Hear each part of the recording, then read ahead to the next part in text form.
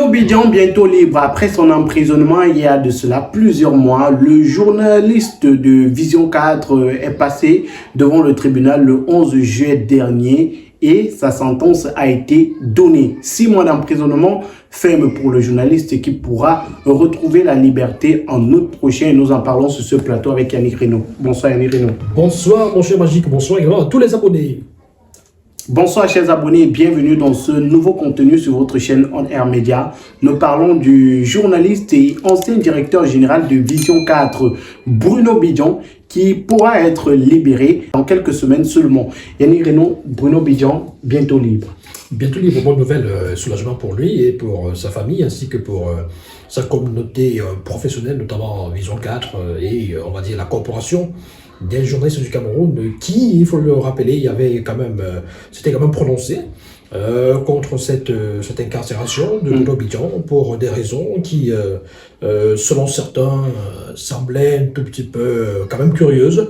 Propagation de fausses nouvelles, laquelle, concrètement, il avait fait une sortie pour rappel, justement après l'augmentation à cause de la flambée des prix de carburant et des denrées alimentaires sur le marché. Il avait dit un certain nombre de choses que nous estimions quand même, on va dire, conformes à ce qu'on voit sur la réalité. À la réalité, donc.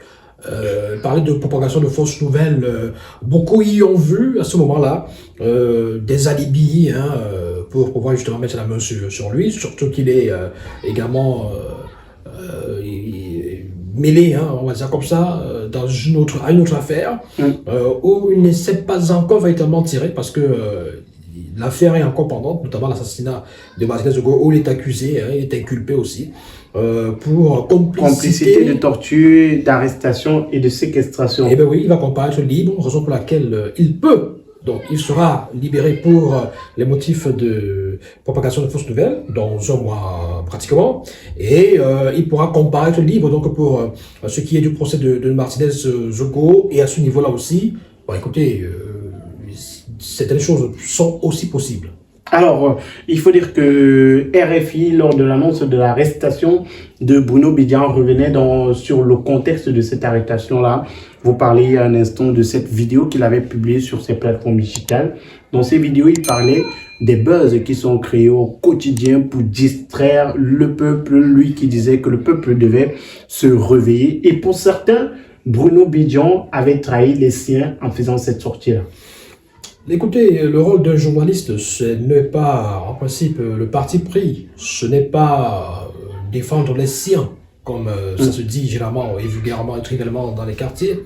Le rôle d'un journaliste, c'est de dire la vérité. C'est-à-dire que c'est de rendre l'information la plus impartiale et la plus objective qui soit, dans un rôle de neutralité, dans une posture de neutralité. Parce que, en principe, le journaliste ne doit rien dire pour nuire ou ne rien taire pour plaire. Donc, c'est une affaire de fait, c'est une affaire de crédibilité aussi. Parce qu'en fait, le journaliste peut perdre sa crédibilité lorsque, au lieu de dire les choses telles qu'elles sont, il veut faire une peinture beaucoup plus subjective de la réalité. Donc voilà, si Bruno Bidjan a fait le constat, parce que le journaliste doit faire le constat, parce qu'il doit faire des descentes, il doit faire des recherches, il doit faire une enquête, il doit vérifier ce qu'il dit, la substance même, la matière première même du journaliste, c'est les faits. C'est des faits. Donc l'information doit être traitée en tenant compte justement des faits, de la réalité sur le terrain, des témoignages, s'il a des documents, s'il a des éléments de preuve qui vont dans le sens de ce qu'il dit. À ce niveau, vous ne pouvez pas lui demander de venir défendre les siens, entre guillemets. Les siens, c'est les qui, comme on dit au quartier. Les siens, c'est ceux-là qui font les buzz, comme il a si bien dit, et qui les disséminent dans la société pour qu'on soit distrait. Et distraire le peuple. Mais voilà. Donc à ce niveau, il a fait une sortie. Vous savez, à tort ou à raison, la chaîne de télévision où officie Bruno Bidjan est souvent accusée d'un certain nombre de choses, eu égard à sa façon de traiter l'actualité, à ses orientations. Et vous voyez quand même un Bruno Bidian qui fait une sortie que beaucoup ont estimé être une sortie osée. D'ailleurs, la chaîne n'a pas véritablement soutenu Bruno Bidian dans cette situation. C'est-à-dire que c'était un peu comme pour dire, c'est à titre personnel et il engage sa responsabilité personnelle parce qu'en réalité, ce n'est pas une sortie qui a été effectuée sur les antennes de la chaîne. C'est une sortie via des plateformes digitales, donc sur le net. Il a enregistré une vidéo qu'il a postée sur ces plateformes digitales. Donc, à ce niveau, ça n'engage pas la chaîne. La chaîne a tenu à le faire savoir aux uns et aux autres. D'ailleurs, il était question de ne pas soutenir Bruno Bidian. Donc, à ce niveau, il a joué son rôle de journaliste. Le journaliste, c'est pas seulement celui qui reste au bureau, ou alors celui qui, une fois qu'il a fait un reportage qui est passé à la télévision, au quartier, il doit penser autrement, il doit réagir autrement, ou alors il doit raisonner autrement. Même si dans certains médias, on voit ça. Vous faites des choses pour plaire à votre façon, même si ce n'est pas votre vision, votre point de vue, ou alors vos avis. Non. Écoutez, si peut-être c'est pour obéir à la ligne éditoriale, bon, si c'est pour suivre toujours. Mais en réalité, un journaliste, dans son attitude et dans son raisonnement, ne doit pas cesser de l'être parce qu'il n'est pas à la télévision. C'est ce que je veux dire. C'est-à-dire que vous êtes à la télévision, vous pensez, vous avez une méthodologie, vous accusez des gens d'être à l'origine de certains problèmes. Mais une fois que vous sortez, vous n'avez plus ce même raisonnement. Vous êtes à la maison, votre femme vous parle, vous dites non, c'est pas ce que j'ai dit à des gens n'est pas vrai. Bon, écoutez, il y a quand même, je crois que j'ai pas de crédibilité aussi, hein, à un moment donné. C'est-à-dire que aujourd'hui, pourquoi un journaliste, vous savez, à l'époque, les journalistes étaient comme des demi-dieux. C'est des gens qui détenaient l'information. C'est des gens qui informaient. C'est des gens qui renseignaient. C'est des gens, lorsqu'ils vous disaient quelque chose, c'était vrai. Voilà. C'était la vérité. Vous étiez obligé de croire parce que, en fait, ils étaient les seuls à pouvoir obtenir l'information, la vraie, de façon plus aisée, plus facile. Aujourd'hui, avec la récurrence, la reconnaissance des réseaux sociaux, on a l'impression que tout le monde a accès à l'information, tout le monde fait de l'information ce qu'il veut. Et du coup, il se pose ce problème de crédibilité. Tout le monde est journaliste. Tout le monde est journaliste d'ailleurs. Donc, si vous voyez un monsieur qui, au-delà de la ligne éditoriale de sa chaîne de télévision dont il était directeur, il se permet de faire une tribune, j'ai envie de dire ça, j'appelle ça une tribune vidéo, où il dit des choses aux Camerounais, parce que à son niveau, il se dit, c'est fatigant de passer le temps à dire des choses qui ne sont pas toujours ça. Peut-être c'est la raison du choix du média digital au lieu de la chaîne de parce télévision. Parce que peut-être dans sa télévision, ce n'est pas possible. Il se dit, il faut qu'on se dise des vérités. Disons-nous des vérités parce que ce que je vois. Parce qu'à un moment donné, mon cher Magique, le rôle du journaliste également, c'est un rôle de veille.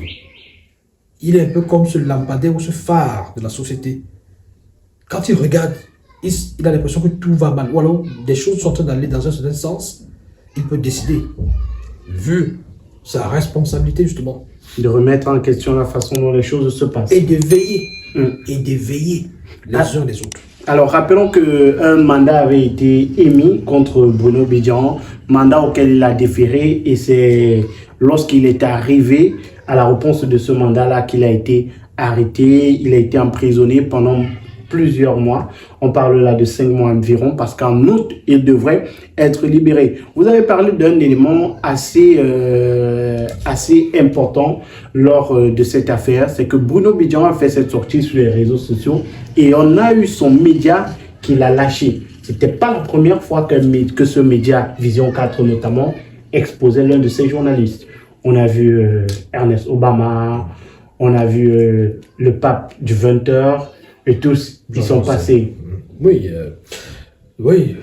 Bon, sauf que là, c'était pour le bonheur, ou alors pour la gloire de leur patron, de leur PDG à l'époque, notamment l'arrestation, hein, l'exposition même de Ernest Obama des chaussures qui étaient tenues par le PDG juste derrière lui. Oui, Yannick Renaud, puisque vous parlez des chaussures, il faut dire qu'il y a une jeune Camerounaise qui fabrique des chaussures de très bonne qualité. Elle s'appelle Intense Wear. C'est une jeune Camerounaise. Le contact, c'est le 694 46 70 29. Vous avez les chaussures à l'écran. N'hésitez surtout pas à appeler pour commander. Ce sont des chaussures babouche de qualité, hommes et femmes, à vil prix. Contactez le 94 46 70 29 et procurez-vous ces paires de chaussures de qualité. De qualité supérieure. Elle est ce maman qui sortait avec son costume, son joli costume, mais pieds nus, devant les caméras, etc. Ils aiment bien le spectacle de ce côté-là. Un journaliste qui lit sa propre la note de qui le destitue, de son poste de responsabilité en plein 20h. Bon, voilà, ils aiment bien ça de ce côté-là. Et puis vous avez Bruno Bidjan qui est quand même une personnalité forte et directeur général à cette époque du média. Ben oui, c'est le boss. Alors c'est l'un des boss parce qu'il y a quand même. Il est le deuxième dans la hiérarchie. Ouais. Après le grand boss, c'est lui. Voilà. Donc, et il se retrouve dans cette situation. Vous avez quand même le service de communication qui vous prend un communiqué, qui vous dit que voilà. Est-ce que Bruno Bidjan faisait partie des signataires de ce communiqué-là? Il était en prison, je ne pense pas qu'il il était encore à l'extérieur à cette période, c'est quelques heures seulement. Il était déjà dans des situations troubles, parce que à ce moment, on ne peut pas demander à Bruno Bidjan de signer lui-même un document qui va interdire qu'on puisse le soutenir, parce qu'en réalité, quand vous êtes dans cette situation, peu importe les lignes éditoriales, ça peut-être qu'il voulait protéger sa chaîne. Et si un document il dit c'est moi le responsable, ma chaîne n'a rien à voir avec. Non, je ne pense pas. Honnêtement, je ne pense pas que. Donc vous pensez que sa chaîne l'a lâché? Oui, pour moi c'est ça. Pour moi c'est. En fait c'est l'image que ça renvoie parce que du moment où nous n'avons pas tous les tenants et tous les aboutissants, ce qu'on peut se dire c'est que au vu de ce que nous avons lu comme communiqué, la chaîne, bon, peut-être pas lâché, mais peut-être a voulu. C'est désolidarisé de cette sortie précisément. Merci, c'est désolidarisé et puis a voulu jouer à la politique de l'autruche. A voulu être prudente et a voulu faire comprendre au régime en place que ce n'est pas ce que nous pensons. C'est-à-dire à dégager sa responsabilité dans les propos de Bruno Bidjan. Donc la chaîne a tenu, via ce communiqué, a fait comprendre qu'il s'agit du point de vue d'un individu bien isolé, même si l'individu fait partie de la chaîne, mais ce n'est pas le point de vue de la chaîne. Parce que vous savez, les affinités, les ramifications qu'il peut exister entre cette chaîne et l'État, enfin le régime. Ou certains membres du régime. Oui, le régime en particulier. Donc, cette chaîne de télévision s'est positionnée au Cameroun comme étant un des tam-tams du régime, il faut le dire.